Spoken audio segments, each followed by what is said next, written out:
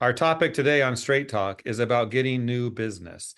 If you own, operate, or manage a cleaning company, you value those occasions when a prospective client reaches out to you and asks for a bid or quote for your services. And it's really depressing when those requests don't come in. I think Randy Burke, who's here with me today, the CEO and founder of DCS Global, would agree with that. Randy, welcome to the program. Yes, thanks so much, Jeff. Yeah, this is a big time in any contractor's life when these major contracts, and sometimes they've had them a long time, yeah, come up for renewal, or they're going to RFP. And Yeah. I think the key thing is these days, there's options. Let's start with this one. What are you seeing? How companies are going to market for cleaning services that they need?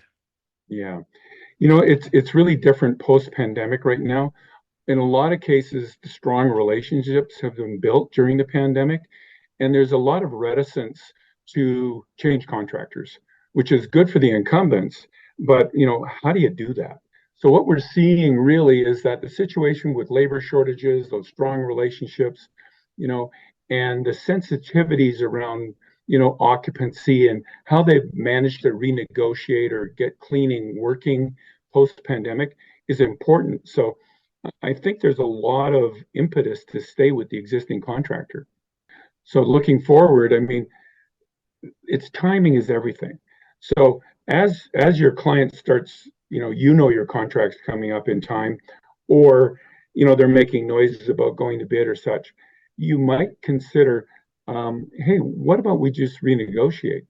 And the challenge with that is governance. So there's this feeling in a lot of organizations they've got to go to bid every 3 years, and that's a reality of to some degrees. It's actually often written straight into their operating system. So getting a qualified third party to actually shepherd that and do a market study uh, towards renegotiation. Often you can avoid an RFP and get a very friendly renegotiation. Is that something that's common, that third party working on this?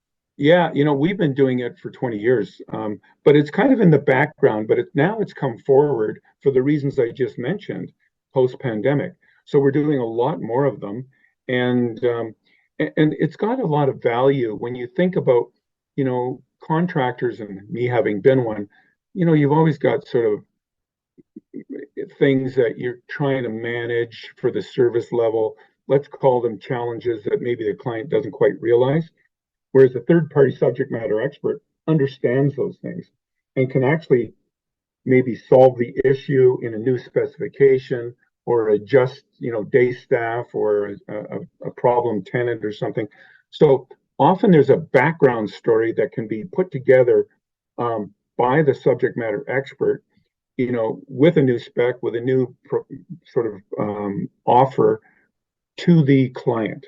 So that's what essentially what happens is the client would say, okay, let's look at a third party renegotiation, and we actually treat it, and somebody should treat it just like as if I was bidding it, although not. So, but get into it. What are the spec changes? What is the wage rates changes? What does the labor productivity look like? Put all that together in an operating system. And what we would do is we would check with the contractor and the service provider and say, how does that look? Because they're going to have to live with it. And then at the same time, we know the market well enough that we can say, okay, well, market rates, for productivity or even wage rates or something, you might be a little off, low even or high. So we'll put this together, show it to a draft to the client, get their approval, get their tweaks, and then we kind of go back and forth until the time comes that we're actually delivering to the client all the tools that they need to sign a contract, a new spec, a new price sheet, probably a contract model, all those things. But it's already been sort of back and forth so that it's going to work. Okay.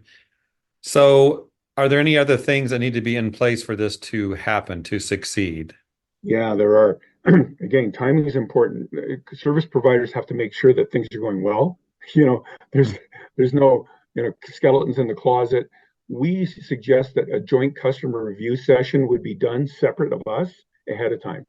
Get in there, and find, look at any old issues or what the new issues coming up. Do that joint customer review session ahead of time so that you're not blindsided by something that, again, you hadn't thought of, or something you didn't know the client is planning or something like that. So make sure that there's no issues. Second of all, it's important to sort of bring the relationship, refreshen it. It could be a lunch or something like that. Just just do that. I think that's really important. And also, probably better that the service provider or contractor do a little bit of a market assessment themselves.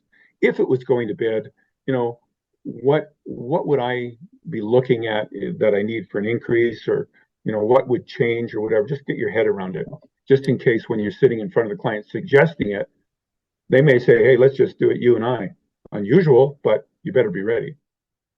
Yeah, it sounds everyone wants others to succeed, right? When you're hiring a company, you want to make sure they're winning as you want to win. So this sounds like a nice way to get there. But how Mhm. are clients discovering this option? Well, obviously, we're offering it. I mean, it's out there to the market, and actually, we've got a global summit coming up. Watch your feeds, everybody. It's going to be the last week of January, um, and there'll be a lot of information from us on what's going on. But this will be included. But actually, clients are finding out mostly from their contractors is that you know clients seem to want to renegotiate. And so they're looking for solutions like this. And I think that's something that, again, the governance issue can be solved pretty simply. So be open to it, suggest it, and see what happens. I don't think there's a downside. Okay, let's wrap it up. Do you have any final thoughts for those watching to succeed in 2024, which is where we're at now? Yeah, Thoughts from exactly. Randy. Yeah, well, it's a complicated market. I think what people are really going to have to watch as we go forward is occupancy. Where is the density? Where is it not? So you want to be fluid in your operating systems. I think technology is going to be increasingly important around sensors, not necessarily the whole building, but if you can put some sensors in, or the client can, they're pretty cheap. So you can now get a sense of traffic flow. I think that's going to be important. And finally, when I think about post-pandemic, there still is sensitivity around sanitization. So make sure you're getting some kind of hygiene auditing done, so that God forbid we get another, COVID's out there, we know that. So if we get another big hit, you're kind of not caught unprepared. So important with what we just went through to be ready for what could happen. Yeah. Randy, great advice. Thank you for this.